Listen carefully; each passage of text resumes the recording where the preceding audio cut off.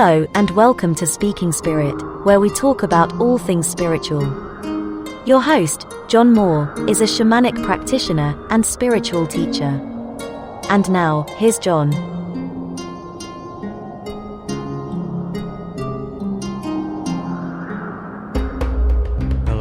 Hello, everybody.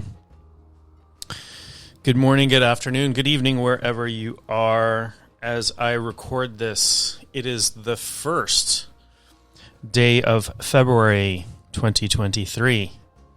And I haven't talked to you in this format since 2022. It's been quite a number of months since I have recorded a new podcast, and I would say my apologies. I don't apologize for that. Ordinary reality sometimes gets in the way.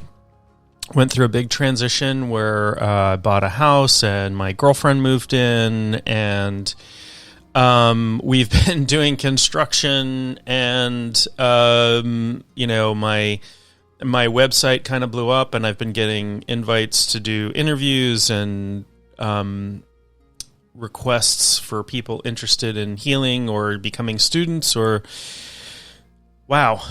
So, but I do want to get back to doing these on a regular basis, and hopefully we'll have some guests coming up for you as well, so you're not just listening to the sound of my voice.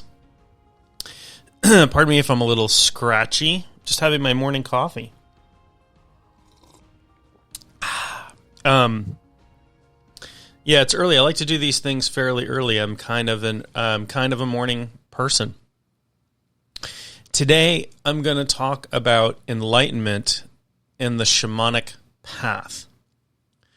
And the reason I want to talk about this is because these are not two things that are usually mentioned together, right? You have people who talk about enlightenment, usually from some sort of Eastern spiritual perspective, right? From Buddhism or Hinduism or, whatever. Or even, I realize it's a different, they use different terminology, but there are Gnostic Christian practices that are designed to lead towards enlightenment and that sort of thing. And there aren't a lot of people who practice shamanism or talk about it. I mean, maybe there are, and people just don't talk about it.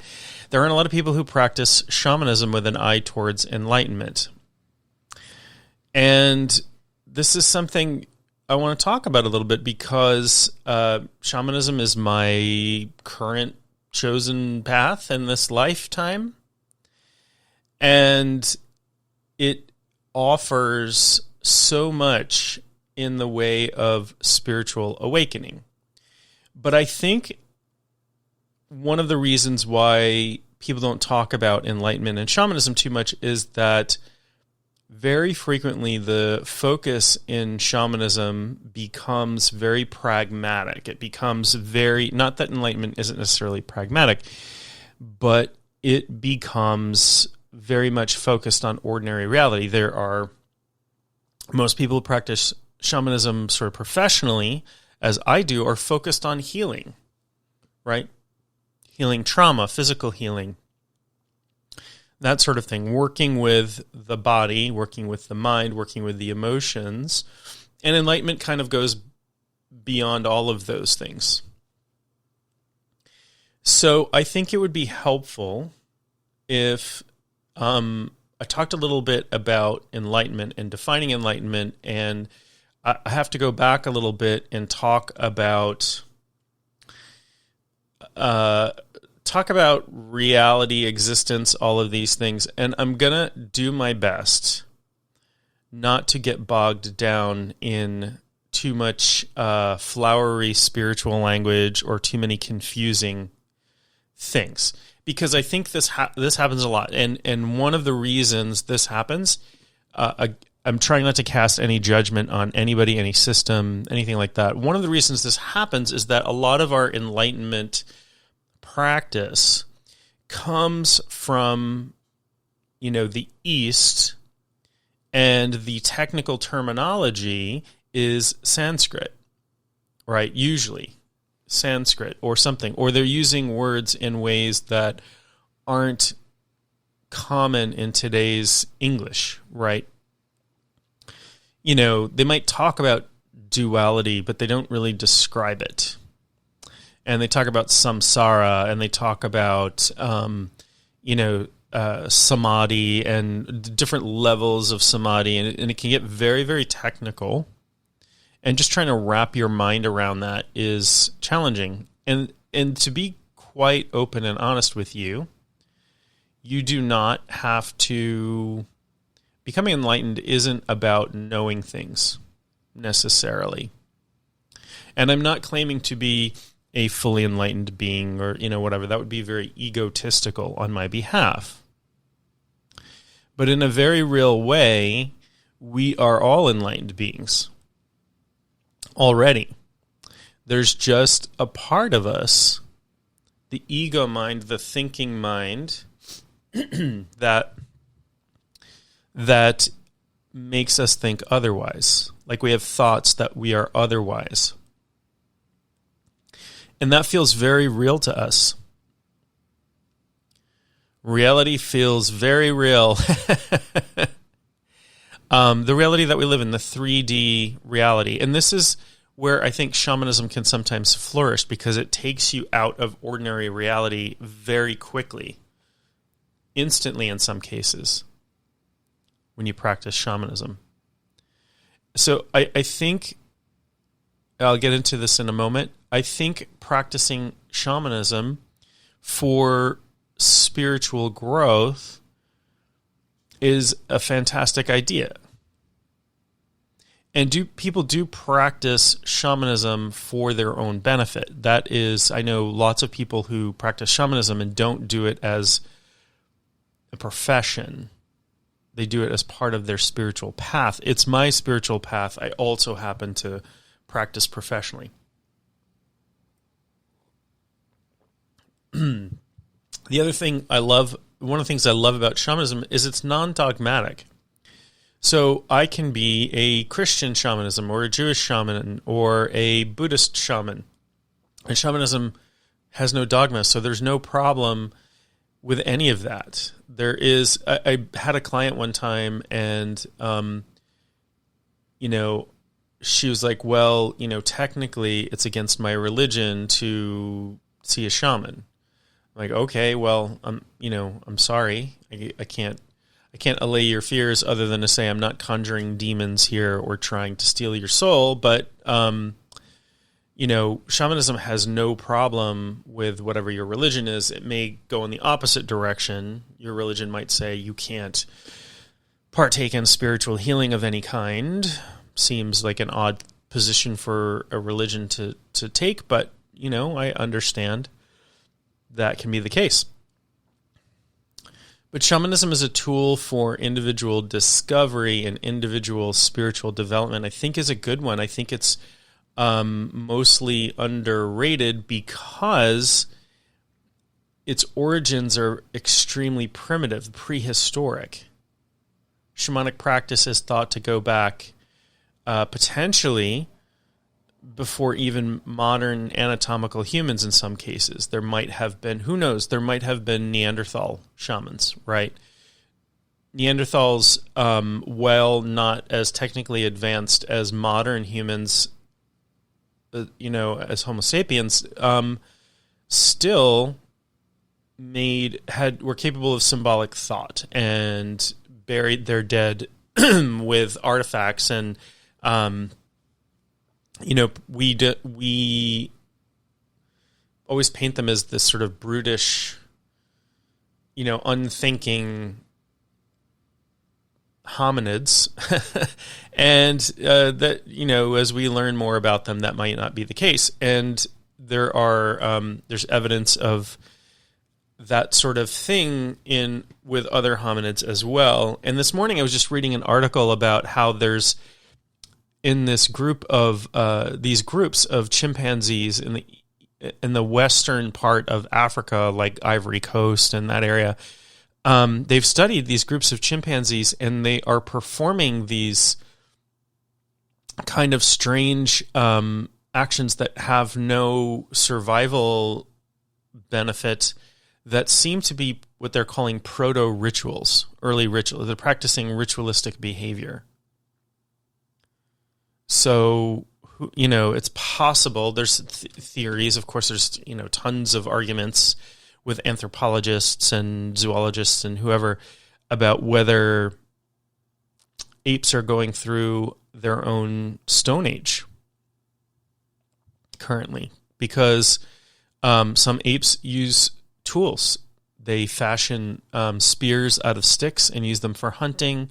They use stone tools to do things like crack open fruit, and now they're performing, ritualistic action.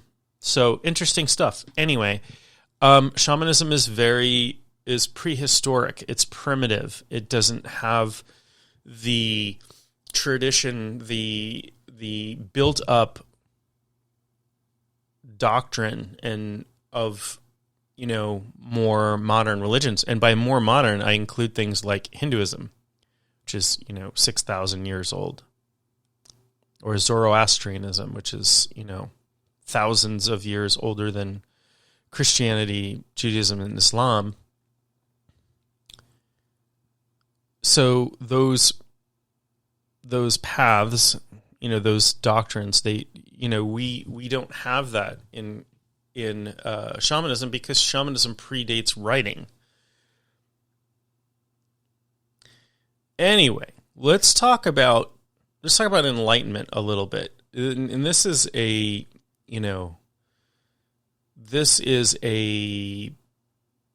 phrase that is hard to grasp a little bit, because there aren't amazing definitions out there. Right. And then there are contradictory definitions. There are pardon me. Excuse me. I don't edit these usually, so if I have a little cough or sneeze, you'll pardon me. And I don't edit them for a reason. I want this to be just me talking, or just me in dialogue with somebody without cleaning up my mistakes or whatever. There's a method to my madness. I'm gonna have a little something in my throat. I'm gonna have a little sip of coffee here. One day I will discover if there's a god somewhere associated with coffee, and I will build an altar unto that god. I don't know. Does coffee come from Ethiopia originally? I don't know where coffee comes from originally. I know it's grown heavily in the Americas, but I don't know if it originated here or not. I'll find out. I'll do some research. Before my next podcast, maybe I'll do a whole episode on the sacred nature of coffee and cacao. Oh my gosh. Wow. Like, we think of like going out and buying a candy bar at the store as chocolate, but if you've never experienced ceremonial cacao, it's... So drinking chocolate, like actual drinking chocolate in ritual form, it's the psychoactive components of chocolate come to the forefront. It makes you feel warm and loved, and there's a reason why the coffee plant is in scientific, in the scientific terminology, is theobromine, right? Theobromine is the is literally food of the gods. And I concur. I love chocolate. But maybe I'll talk about cacao ceremony in another episode. But let's go into enlightenment a little bit. Let's talk about enlightenment a little bit. And I'm going to talk about a model of everything, a model of existence and how existence works. Now, this is a model, and all models are imperfect, because all models do two things. They distort and they delete information. But we measure a model in its usefulness For example, I might have a map of a street map in my phone, use my GPS, and the street map is important. Now, the street map is an abstraction. It's a model. It's not, we don't drive on our phones. Hopefully not anyway. Be the end of your phone. I don't drive on my phone, but I can look at the map as a representation of the streets that I'm driving on and get to where I'm going. In that case, it's useful, but it's not the same thing, and it deletes information. The map in my phone doesn't show topography, for example. But if I wanted to know how tall a mountain was, for example, near me, or where a flood zone was, I might use a different kind of model, a map that represented the same thing from a different perspective and show a topographical map. Or, sometimes people now with, computer graphics and stuff create some really cool maps, right? So you might see a map of an area like your state you live in with, crime rates in different colors depending on the area, right? And that's useful for a certain type of thing, but it's not going to help you navigate from one place to another, and it's not going to show you how tall a mountain is.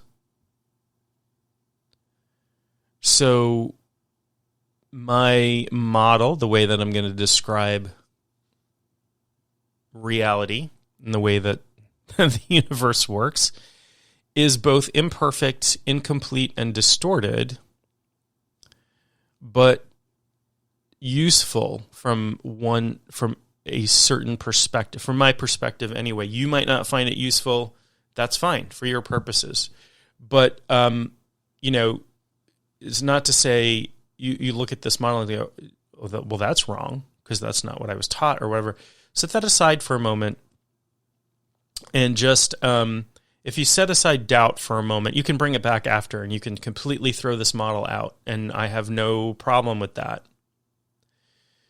But for the purpose of this conversation, this model will be useful. So, whether you are Christian or atheist or whatever, we'll talk about the universe. And the reality is that there are, maybe infinite universes, the multiverse, right? But let's just talk about the universe for a moment. And there was a point in time where nothing, where the universe didn't exist. Whether you are, religious, spiritual but not religious, atheistic, that's an understanding. There was no time, there was no space, there was, something existed before everything. And that something was really outside of our what we conceive of as time and space. We could call that source, we could call that God, we could call that the proto-universe, whatever. I don't know what scientists call it. What was there before the Big Bang? Everything in the universe was in a particle smaller than an atom. Think about that. And then, source, God, the universe, whatever, expanded into everything that we know and continues to expand, and infinite diversity. Expansion and change and all of these things. Let's talk about this from a spiritual perspective, from a God perspective or source perspective. I'm going to use the word source, but if you prefer the word God, or you prefer the word Brahman, or you prefer the word whatever, you can fill in with that. I'm going to use the word source because source doesn't have a lot of baggage. The word God has a lot of baggage to it. And by baggage, I mean, I'm not dissing the concept of God. I'm just saying, people have piled a lot of different meanings onto that word. We've anthropomorphized God sometimes to be this, bearded dude standing in the clouds, and that's a very limiting view of source. So, source, think of consciousness, an all-pervasive, like, think of a mind or a consciousness that is all there is. But all there is includes no limitation. There's no time, there's no space, there's no matter, there's no gravity, there's no, there are no trees or suns or stars or anything like that. But there is consciousness, right? There is this one consciousness, this one thing, this source. And this consciousness, and again, this is a model, wants, what does everything there is want, but decides to have experience, decides to experience things, to have different experiences for whatever reason. We probably can't really know the reason. How does this consciousness have experience? How does it entertain itself or know things or learn about itself? How do experiences arise in this source consciousness? And what it has to do is it has to create, the source has to create the appearance, because real boundaries and limitations, if you are all there is, don't exist. There are no boundaries, there are no limitations, there's no time and space. So it has to create things like time and space. And it has to create the illusion of separation of individual consciousnesses, like little bubbles of itself floating around. And that's what we are. That's what everything is. When we see ourselves as separate from God or from others or from nature or from all there is, we're this little floating collection of illusory limitations. And I say illusory because we're still a part of that source. So one metaphor that I like to use, and again, this is a very limited metaphor. If you think of source, if you think of God, if you think of all there is as this infinite beam of white light passing through empty space. Now, if you look at a beam of light passing through space, you will see nothing. Right? Like if there's a beam of light passing in front of you in empty space, you don't see it because it's not reflecting off of anything into your eyes. If you shine the light directly into your eyes, yes. Or if it hits an object, yes. So in order to experience itself, this infinite beam of white light has to set up limitations, surfaces to reflect off of, right? So it just puts up a surface and the white light reflects back to it and says, okay, well, that's a lot. That's everything there is. And I already know that I'm everything there is. How do I explore? How do I experience everything there is? So we take that white light and we put a prism in front of it, right? We've probably all done this in school at some point where you have, a triangular prism and you shine a white light on it and it spreads out into the spectrum of light. So this white light that is pure consciousness separates itself out into individuated beams of consciousness and then sets up limitations, things that for these beams to reflect off of so that experience can arise in this field of consciousness. And that's us. We're a beam. We as an individualized consciousness are one of those tiny beams of light spread out by that prism. one of infinite beams of light spread out by that prism. But we are one frequency, and our next door neighbor is a different frequency, and the tree that we're looking at is a different frequency, and our cat is a different frequency. But it's all conscious, and it's all part of source. If you were able to block off that white light or turn it off, and you can't, nothing would exist. That, the prism is not what's creating, the separation is not what's creating our consciousness. Nothing is creating our consciousness. Our consciousness just exists. But it exists as one color, one frequency of that white light that is all frequencies. So if you were able to turn off the white light, then it would, all frequencies would cease to exist instantaneously. Nothing would exist. There would be no time, no space, no consciousness, no material, nothing. Nothing would exist because white light is the source. It's everything. And everything at its core is consciousness. Even the things that we think of as things. Hold up a rock. That rock, we know on a physical level, is primarily empty space. The parts that aren't empty space are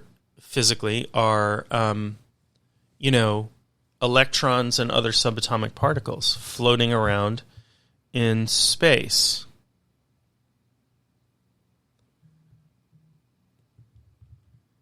But the majority of that is empty, is nothingness. But what's behind that? What's behind the subatomic particles? What holds that rock in place is consciousness. Beneath it all. So our reality beneath and there are many. So the other thing about this division, this spectrum, this wonderful thing. This is not to say that the physical world isn't beautiful and wonderful and, a delightful thing to explore. It's just that in one angle of it, under the underlying spiritual reality of it is that it's illusory, that we are seeing things not as they are, but as they are arising as experience in our consciousness. And there's nothing wrong with that. It's not bad.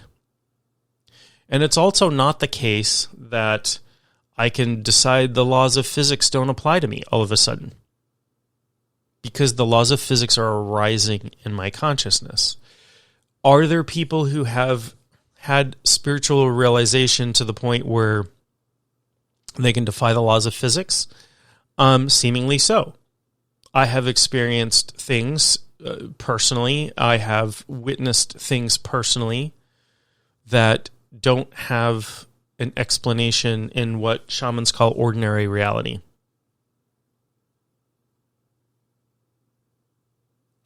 So, we would call it glitches in the matrix, perhaps. But there are people who are developed to a level spiritually where they have siddhas or powers or, whatever. People who live in a state of enlightenment, throw away their siddhas. Like powers are something you pick up. And this is, my understanding. I'm not saying that I'm not describing myself as an enlightened saint or something. You pick up powers along the way. So I've known people and known of people who had developed certain spiritual abilities, and then realized that those are a little bit of a trap along the way, the same way that illusory thinking, it's just one step along the path to say, yeah. This is just to point out how what I think is real is not really real. Like, it's not the reality behind the reality. So let's get to enlightenment. What enlightenment is then is a return to source. So let's say I follow let's say my beam of light is purple. I hope it is. I love purple. I follow that beam back using whatever technique, using meditation, for example, using shamanic journeying, using gnosis of some sort. I follow that beam back and I realize that all is one underneath. That's kind of step one, right? Is this realization? Is this mental realization? Because I'm still existing, intellectually I can know that all is one, but I'm still knowing from a single mind perspective.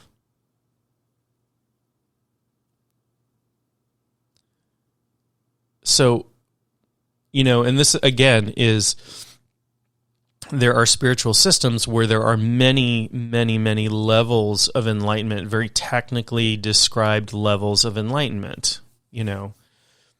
Tibetan Buddhism talks about creating the rainbow body that survives death and, having all of this stuff.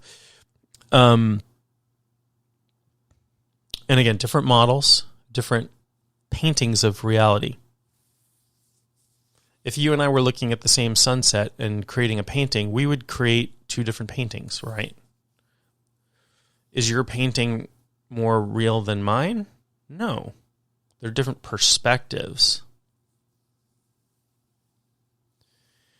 So,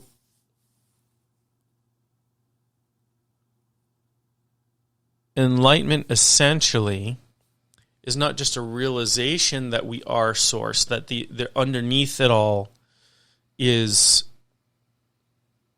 non-duality, meaning we are the understanding, the realization that we are all one, but it's absorption in that. Now, becoming absorbed in non-duality doesn't necessarily mean that this body-mind ceases to exist. This body-mind can still exist, but the self that I experience as I starts to melt away a little bit.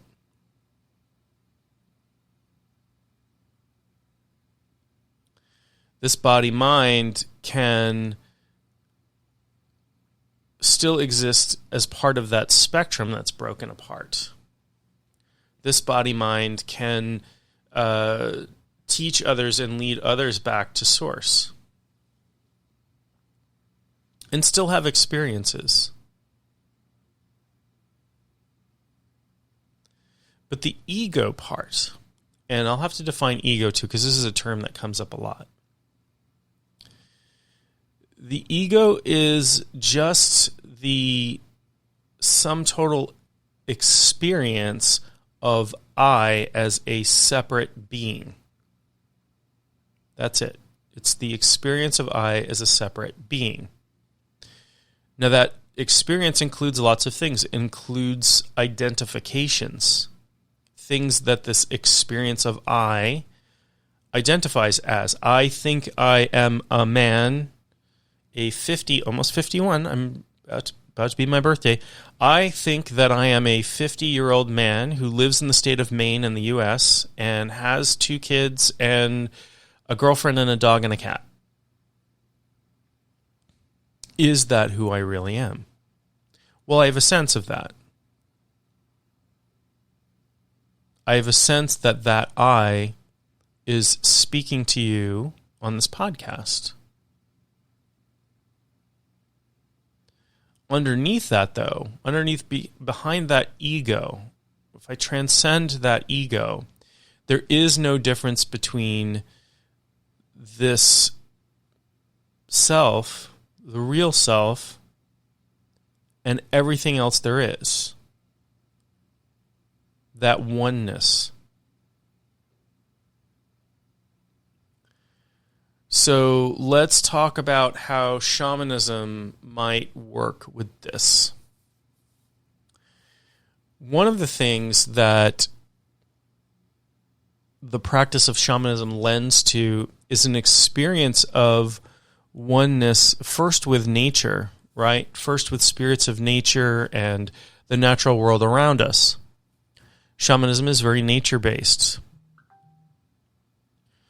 And this is one of the ways we experience the world around us as individuals, right? We see the trees and the rocks and the rivers. But underneath that all, when you practice shamanism, you see, the interconnectedness of all things. So it really is only one further step to understand the common source of all things. How are we all interconnected? How am I connected to the tree that I'm looking at? And I can experience that tree as being conscious. You might think I'm crazy, but I can have a conversation with that tree when I enter the right state of mind.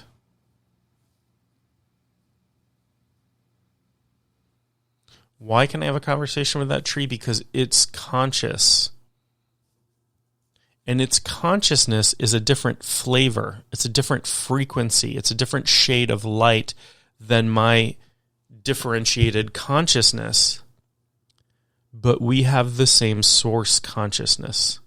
And that is God, Source, Brahman, the universe, whatever. We are all one. So enlightenment is about movement towards unity consciousness. Now, there are stories of people,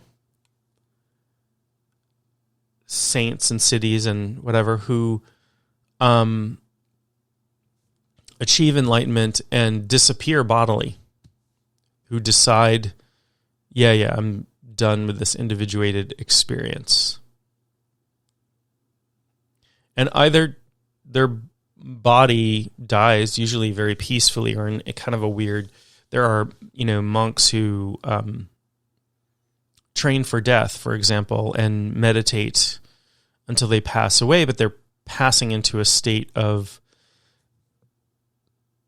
They're passing into a different form of consciousness. Well, death is a passage into a different form of consciousness, but they're passing into a very specific form of consciousness.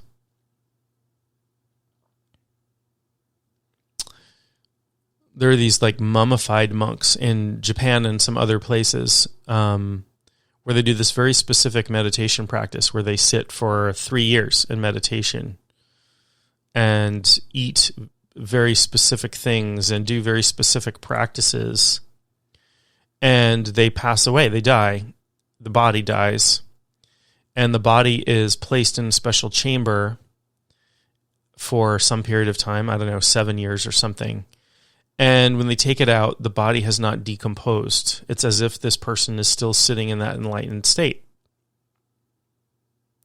And it's an indicator to the monks who have worked with this person that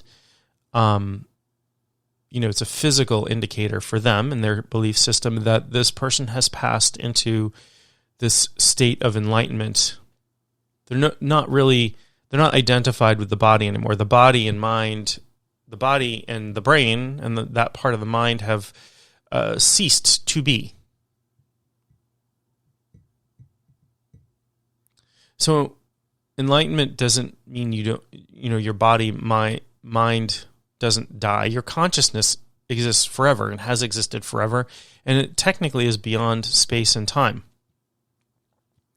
This is the other realization that shamanism gives us, is that space and time in spiritual terms really break down.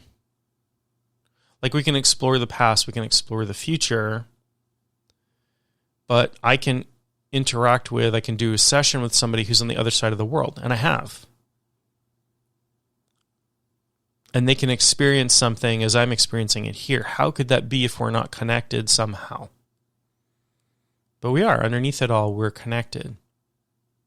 Another realization that happens from shamanism is, as I have done, when you heal yourself, as I've done my own self-healing, the world around me heals as well. There's a very interesting, from the original Holy Grail stories that come out of Europe and the area known as the UK, is the story of the Fisher King, or the wealthy fisherman, or whatever. There are many different forms of it, but this is a king or a rich fisherman who is wounded and has a sort of a magical wound that doesn't heal. And all around him, the land that he lives in is in a blight. Seems to be associated with his wound. And then the knight comes along, or whatever in the story comes along, and asks him some questions, asks him some correct questions. Some magical process happens. There's a grail, which sometimes is a cup and sometimes is a platter of food. In the earliest stories about it, it is not the cup of Christ. That is a Christianization of the Holy Grail that came later. And there's a lot of archetypal stuff going on here, but there is, this healing that happens, and when it happens, it heals the land, and the rivers start to run, and the plants start to bloom, and the kingdom is saved. So it is about this interconnectedness. It is about this magic of healing. When you heal the self, the world around it heals as well, because it's all interconnected underneath it all. So personally, I believe that shamanism is a fantastic path for spiritual healing.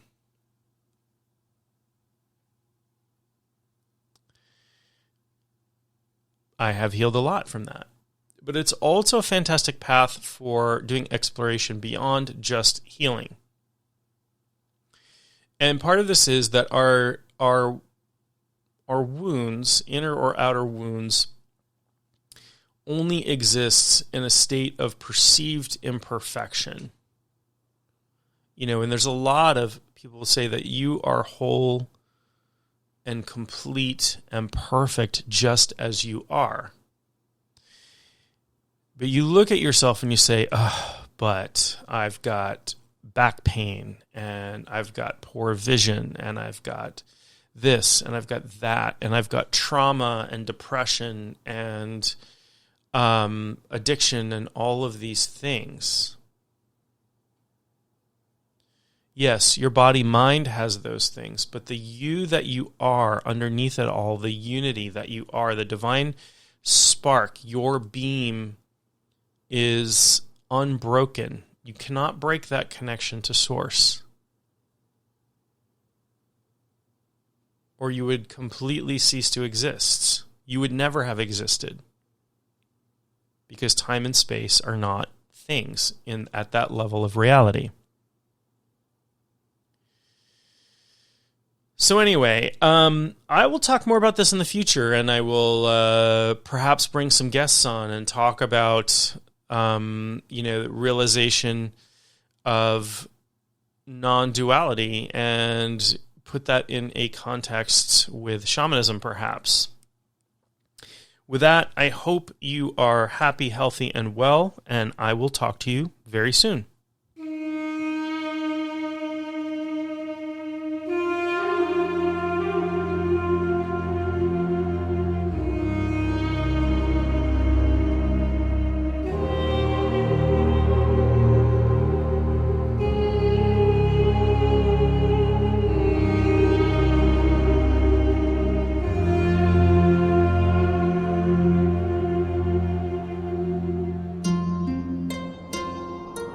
You have been listening to Speaking Spirit, with your host, John Moore.